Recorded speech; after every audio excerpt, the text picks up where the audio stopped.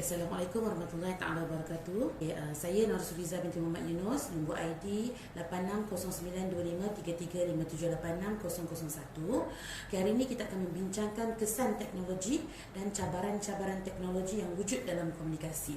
Okey, sekarang kita akan bincangkan beberapa impak ICT. Di mana pertama adalah ia mempunyai impak terhadap budaya dari segi positif, ialah membantu meningkatkan kefahaman manusia serta banyak kerja dapat dijalankan dengan lebih cepat dan efektif. Sebagai contoh, dengan adanya banyak platform dalam teknologi ini membuatkan banyak maklumat boleh dihantar dan diterima dengan pantas ke mana-mana sahaja melepasi ruang dan masa. Secara tak langsung, semua perkara dapat dijalankan dengan lebih cepat dan efektif tanpa disedari dengan mata kasar. Perkara ini dapat meningkatkan kualiti kemajuan ICT di Malaysia. Impak yang kedua, ICT dapat memberi impak dalam membentuk hubungan sesama manusia menjadi lebih erat antara satu sama lain dalam pembangunan sosial.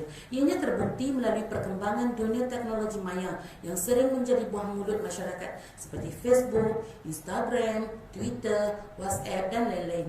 Teknologi maya ini yang dikenali sebagai aplikasi media sosial yang telah menjadi keperluan yang penting kepada masyarakat kerana ianya dapat mengeratkan hubungan dan boleh berinteraksi dari jarak jauh.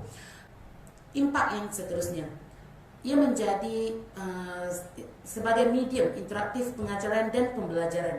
Penggunaan teknologi ICT dalam sesi PNP digunakan secara berfikrah, terancang dan bersesuaian bagi meningkatkan kecekapan proses dan keberkesanan sesi pengajaran dan pembelajaran. Sebagai pengajar dan pelajar, aktiviti pengajaran dan pembelajaran lebih bebas tanpa sebarang halangan ruang kelas fizikal dan masa kerana ianya boleh dilakukan melalui atas talian sahaja berbanding kaedah tradisional seperti perlu hadir ke kelas. Terdapat pelbagai aplikasi yang menyokong kaedah PNP ini seperti sistem pengurusan pembelajaran Learning Management System yang telah dibangunkan. Seterusnya kita lihat cabaran yang perlu dihadapi kesan daripada ICT ini.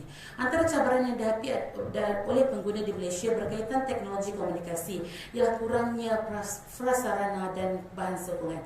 Sebagai contoh, penyediaan prasarana komputer yang lengkap untuk kaedah pengajaran dan pembelajaran. Bukan sahaja prasarana, malah perkhidmatan untuk baik pulih prasarana juga turut menjadi kekangan untuk disediakan.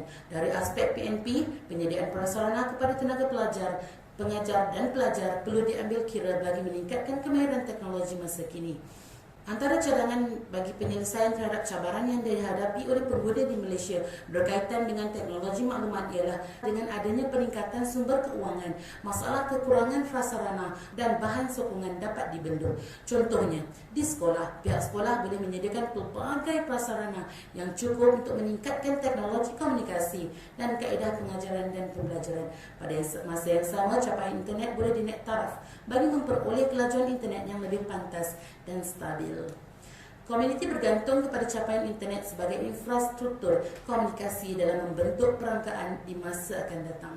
Sebagai kesimpulannya, suatu mekanisme penyelarasan yang berwibawa dan berkesan perlu dibentuk bagi memastikan kemajuan negara dapat dinaik taraf dan dilaksanakan dengan teratur bagi mencapai sasaran negara maju, kerana masyarakat yang mencorakkan kehidupan dan identiti sendiri adalah satu nilai budaya yang perlu ada kepada setiap individu.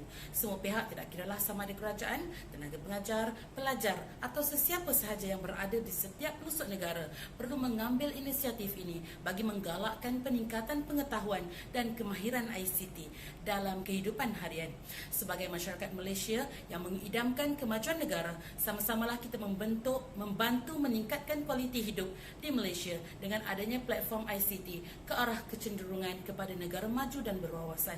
Perkara ini perlu dididik dari usia muda kerana pepatah Melayu suatu ketika dahulu ada menyebut, melentur buluh biarlah dari rebungnya. Didiklah generasi kini dengan wujudnya kemudahan ICT agar melahirkan generasi yang intelektual, kreatif dan berinovasi. Anggaplah sebagai langkah yang diambil bagi menjayakan kemajuan negara sebagai menjadi satu titik kejayaan dalam kehidupan yang boleh ditafsirkan sebagai ilmu.